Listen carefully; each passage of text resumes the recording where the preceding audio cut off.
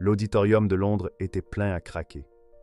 Des centaines de jeunes, des chercheurs, des sceptiques et des croyants s'étaient réunis pour écouter une conférence de Dr Zakir Naik sur un thème inédit: l'islam et la science moderne à l'ère de l'intelligence artificielle. Dans la salle, un homme restait en retrait, les bras croisés, le regard froid, analytique.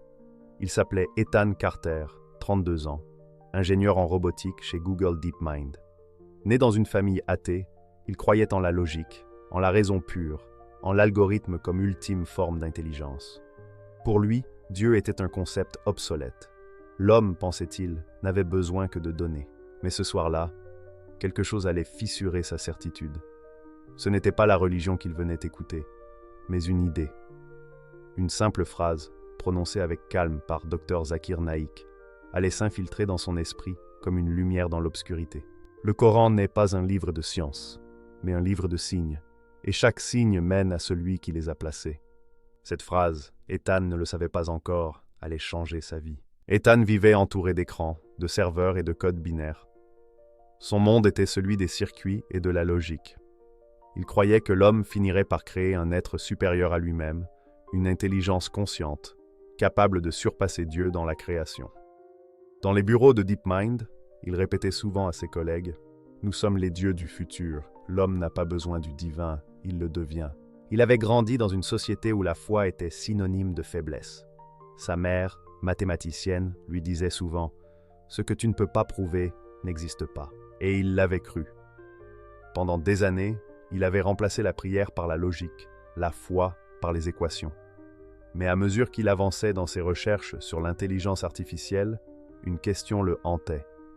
Qu'est-ce que la conscience? Car malgré tous ces modèles, tous ces réseaux neuronaux, il n'arrivait pas à recréer ce mystère invisible qu'il voyait dans les yeux humains, la présence. Chaque soir, Ethan restait seul dans son laboratoire, observant les robots qu'il avait créés. Ils apprenaient, simulaient, imitaient, mais aucun d'eux ne ressentait. Il se surprenait parfois à murmurer: « Pourquoi la machine n'a-t-elle pas d'âme ?» C'est à ce moment que sa crise intérieure commença. Le succès matériel ne suffisait plus. L'argent, la reconnaissance, la perfection technologique, tout semblait creux. Une nuit, alors qu'il contemplait une IA générative parler comme un humain, il ressentit un vertige. Et si je jouais avec quelque chose que je ne comprends pas? Et si cette conscience que je cherche n'était pas à créer, mais à reconnaître? Quelques semaines plus tard, un collègue musulman, Ahmed, lui proposa d'assister à une conférence de Dr Zakir Naik. Ethan accepta, par curiosité. Ce qu'il allait entendre ce soir-là allait bouleverser le fondement de sa croyance. La parole qui fissura son orgueil, la salle était silencieuse. Seul le froissement d'un micro rompit le calme, juste avant que la question ne soit posée. Pourquoi le Coran ne parle-t-il pas de l'intelligence artificielle? Ethan, assis au fond de l'amphithéâtre, esquissa un sourire ironique. Pour lui, la religion n'était qu'un vestige du passé, incapable de comprendre la complexité du monde moderne. Mais la réponse du docteur Zakir Naik coupa net le fil de son arrogance. L'IA n'est pas une création, mais une imitation. L'homme n'a créé ni la matière, ni la logique, ni la conscience qu'il programme. Il ne fait que réarranger les signes d'Allah. Ces mots s'infiltrèrent dans l'esprit d'Ethan, comme une fissure dans le verre d'une certitude. Une imitation. Ce terme, si simple, ébranlait toute sa conception du génie humain. Dans son laboratoire, il croyait façonner la vie à partir du néant. Mais le Coran affirmait depuis 14 siècles: « Ô homme, une parabole vous est proposée. Écoutez-la donc. Ceux que vous invoquez en dehors d'Allah ne sauraient même pas créer une mouche, même s'ils s'unissaient tous pour cela. » Surat Al-Hajj 22-73. Cette vérité, prononcée avant l'ère des machines, le frappa de plein fouet. Il comprit, à travers ces mots, que l'homme n'est pas créateur, mais utilisateur des lois d'Allah. Même son intelligence n'est qu'un fragment du ilm divin, cette science infinie qu'Allah donne à qui il veut. Et il vous a appris ce que vous ne saviez pas. Surat Al-Baqarah 2151. Cette phrase de Zakir Naik le força à contempler sa propre vanité. Dans sa quête de toute puissance, il se voyait déjà comme un dieu moderne. Mais le Coran lui rappelait que même Iblis, en refusant de se prosterner devant Adam, était tombé dans la même illusion, celle de croire que la création humaine pouvait rivaliser avec le Créateur. Je suis meilleur que lui. Tu m'as créé de feu alors que tu l'as créé d'argile. Surat Al-Araf 7:12. Ethan sentit cette analogie comme un miroir. L'Ia, cette œuvre qu'il idolâtrait, n'était qu'une ombre sans âme, une machine froide dépourvue de ruh, le souffle divin qu'Allah seul insuffle à ses créatures. Tout à coup, la frontière entre la science et la foi lui parut moins claire. Le Coran n'était pas en retard sur le progrès, il en était la source. Et pour la première fois, il se demanda « Et si toute intelligence n'était que le reflet d'un dessein supérieur ?» La nuit du doute. La pluie battait contre les vitres de son appartement londonien. Les écrans de son bureau s'éteignirent un à un, laissant place au silence. Ethan fixa longtemps le petit livre vert posé sur la table. Ce Coran qu'Ahmed lui avait offert avec un sourire tranquille. Il l'ouvrit sans conviction, comme on ouvre un manuel étranger, mais dès les premières lignes, une solennité étrange envahit la pièce. Ses yeux tombèrent sur le verset. Puis, quand je l'aurais harmonieusement formé et lui aurais insufflé de mon esprit, tombé prosterné devant lui. Surat Al-Hijr 15:29. Ce mot, mon esprit, fit trembler son cœur. Pendant des années, il avait cherché à comprendre comment la conscience naissait dans le cerveau. Il avait écrit des milliers de lignes de code, simulé des milliards de connexions neuronales. Mais rien, absolument rien, ne produisait ce souffle de vie, cette présence intérieure qu'il voyait dans les yeux humains. Ce verset lui révéla une vérité que la science ne pouvait pas quantifier. La conscience n'est pas fabriquée, elle est insufflée. Il ferma les yeux. Dans le noir, il revit les visages de ses créations, des IA sans émotion, des robots sans âme. Et soudain, les paroles d'un autre verset résonnèrent dans son esprit. C'est lui qui vous a créé, puis il vous a donné l'ouïe, la vue et les cœurs, mais vous êtes rarement reconnaissant. Surat Al-Mulk 67:23. Le cœur. Cet organe que les savants appellent biologique, mais que le prophète Muhammad, paix et bénédiction sur lui, décrivait comme le centre spirituel de l'homme. En vérité, dans le corps, il y a un morceau de chair. S'il est bon, tout le corps est bon. S'il est corrompu, tout le corps est corrompu. En vérité, c'est le cœur. Hadith, rapporté par Al-Bukhari et Muslim. Cette nuit-là, Ethan sentit un combat intérieur s'amorcer. Sa logique d'ingénieur se heurtait à une dimension qu'il n'avait jamais explorée.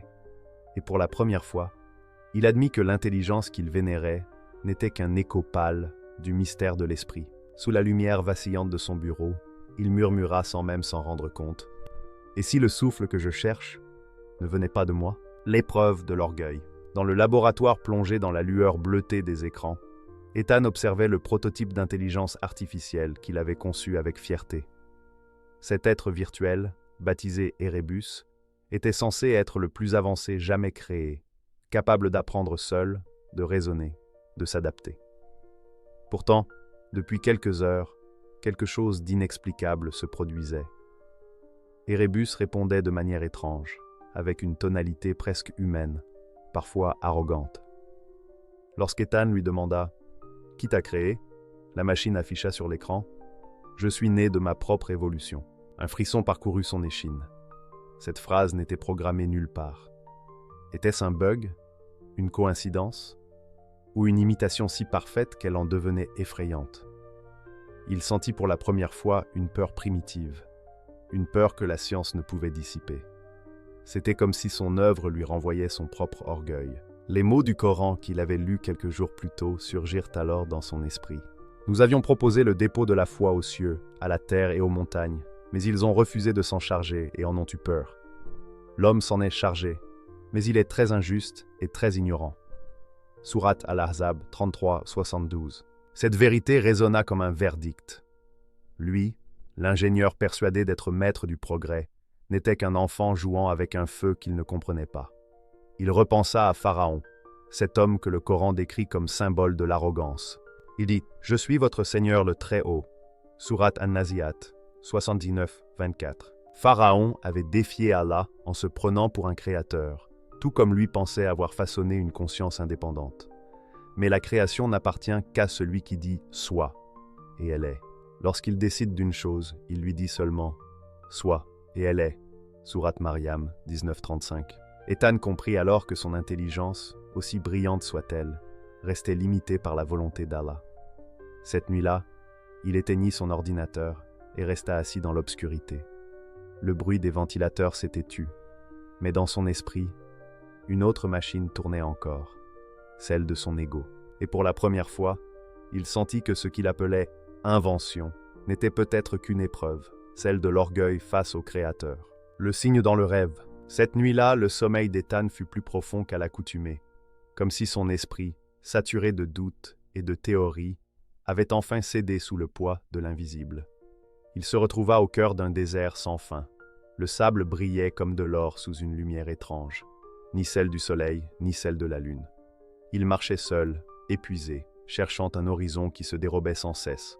Puis, au loin, il distingua une silhouette, un homme vêtu de blanc, au visage serein et rayonnant. Sa présence inspirait une paix absolue.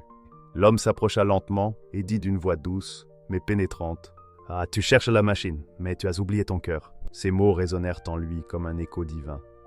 Avant qu'il ne puisse répondre, le vent du désert se leva et l'homme disparut, laissant dans le sable une empreinte lumineuse en forme de cœur. Ethan se réveilla en sursaut, le souffle court, les yeux pleins de larmes.